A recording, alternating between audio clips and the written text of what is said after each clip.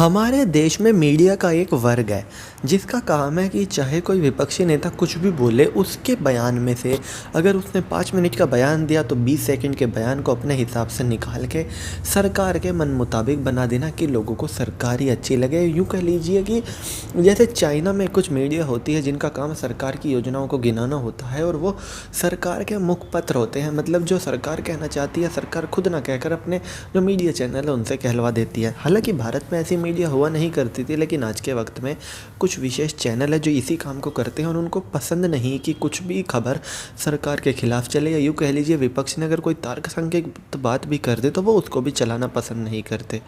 और अब ये बात जग जाहिर है और अब वो मीडिया चैनल इस बात से भाग भी नहीं सकते और अब लोग मुंह पर उनको नाम विशेष से बुलाते हैं। तो ऐसा क्या हुआ कि ये लाख कोशिश करने के बाद भी राकेश टिकैत को उस तरह से साबित नहीं कर पाए जिस तरह से ये आसानी से विपक्षी नेताओं को साबित कर देते हैं। इन चैनलों ने पूरी कोशिश की कि राकेश टिकैत को भी वैसे ही घेरा जाए जिस तरह से ये आज तक उन नेताओं को घेरते आए हैं जो कहीं ना कहीं विपक्षी नेता हैं, लेकिन ये घेर नहीं पाए। दरअसल में इन्होंने पहले खालिस्तान वाला कार्ड चलाया तो इनको दिख गया कि ये पंजाब के लोगों को पर तो चल सकता है, लेकिन ये राकेश टिकैत पर नहीं चलेगा क्योंकि राकेश टिकैत तो सिख नहीं है।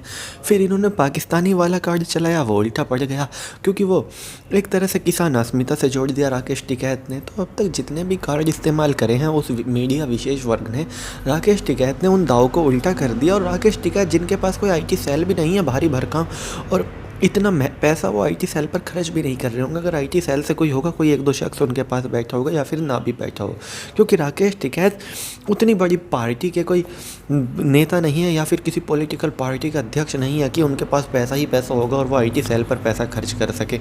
और वो टाइम के टाइम भी जिस तरह से मीडिया की बातों को घुमाते हैं और उल्टा बिना जवाब दिए सरकार के ऊपर निशाना साध देते हैं, वो वाकई में काफ़ी काबिल तारीफ़ है कि ये इतनी चतुर मीडिया भी उनको अपने शब्दों के जाल में घेर नहीं पाई। राकेश टिकैत को पाकिस्तानी तक कहने की कोशिश की लेकिन वो भी कार्ड काम नहीं करा।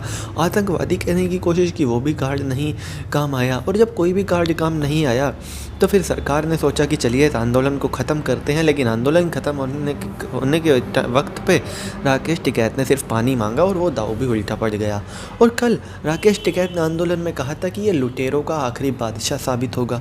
लुटेरों का आखिरी बादशाह उन्होंने किसे कहा होगा, बादशाह किसको कहा जाता है ये तो मुझे बताने की आपको ज़रूरत नहीं, लेकिन जब मीडिया वालों ने उनसे पूछना चाहा कि ये बादशाह कौन था तो वो वहाँ पर भी बात घुमा गए। मतलब वो सीधा सीधा किसी नेता पर निशाना साधना ही नहीं चाहते, वो साफ कहना चाहते हैं कि वो किसानों की लड़ाई लड़ रहे हैं, चाहे कोई भी आके सरकार की तरफ से उनकी बात सुन ले, उनकी सरकार से कोई लड़ाई नहीं है।